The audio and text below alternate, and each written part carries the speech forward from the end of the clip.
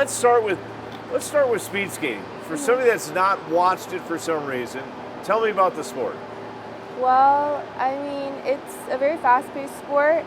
A lot of people don't know about it, but there's obviously strength and speed involved, but there's a lot more racing, and so I think that's the main difference between the two disciplines.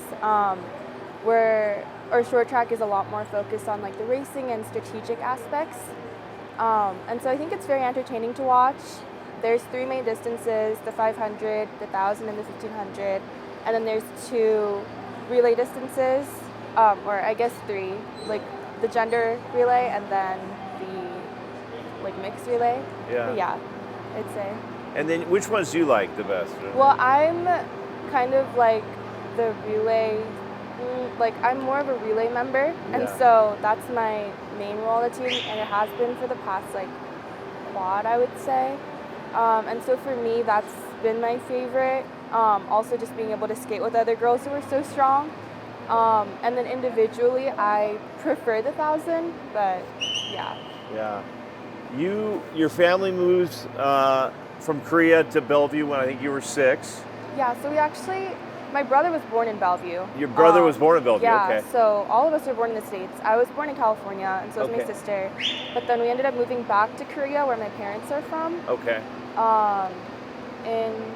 When I was like 5, and then we lived there for a few years.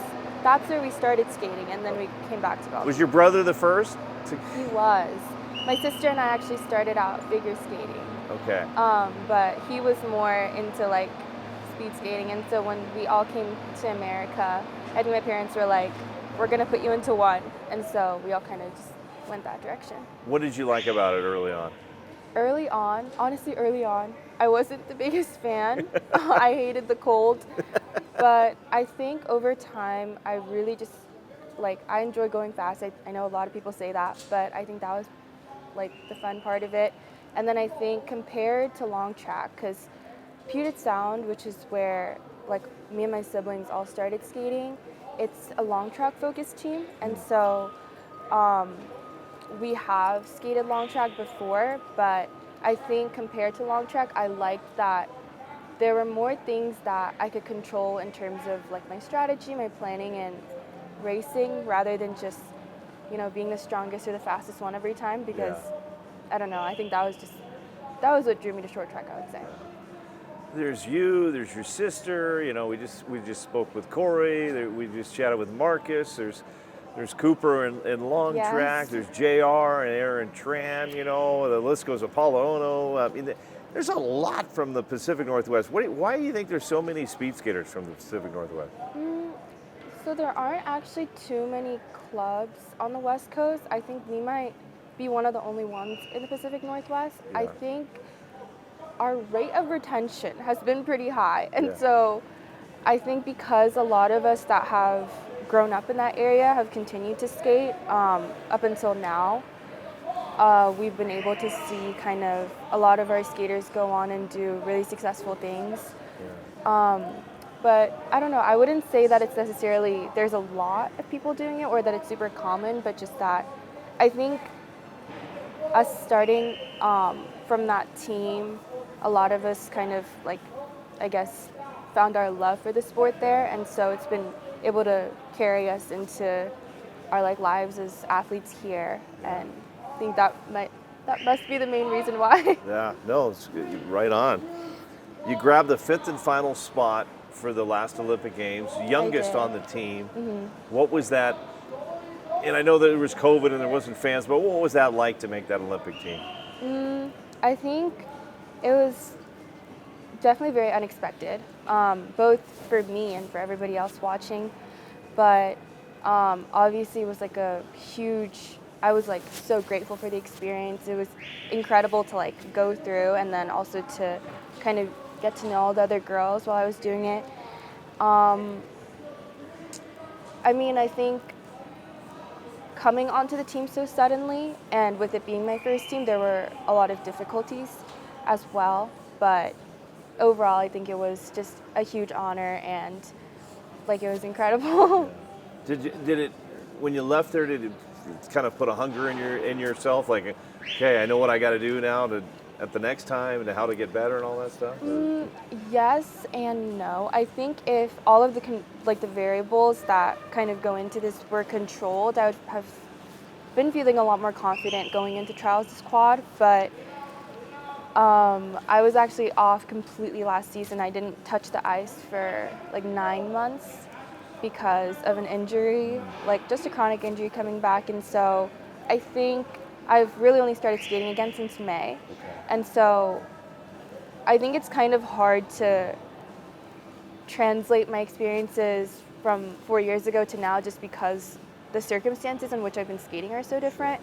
But I am definitely trying to keep the experience and like everything I learned in mind so that I can keep myself in check and then hopefully put out the best performance I can at Olympic trials. And I've dealt with a lot of athletes through the years, and the ones that get injured, sometimes they learn a lot when they're sidelined. Did you learn much when you're, Yeah, I mean, I think I learned so much more about my body. I was in physical therapy for 8-ish months, and so doing that, like all the time, I still, do all those exercises, and then also just learning how my body reacts to certain things, where like the strengths and weaknesses are, areas for improvement. And so I think that has been really helpful, but yeah, there's still definitely some worries surrounding that area. So. Is it fun doing this journey with your sister? 100%. I mean, we weren't sure at all if she was even going to be able to make it out here this summer, just because, like, she had to request leave from her school, and the protocols that they follow are quite different from Duke or anywhere else. And so we weren't entirely sure if she would be able to make it out here, but thankfully she is, and she's been doing incredibly well, and I'm so proud of her. What would it mean for you to make a second Olympic team? I mean, I think it's just everything that I could ever dream of. It's truly I think last Olympic trials, it wasn't even really something that I could even hope for, just because I did not think I had a shot. But then this time, I think building up to this trials, having prepared, been out with the team for so many seasons, and having become a part of the team more so than last time, I think it would just mean a lot more to me personally.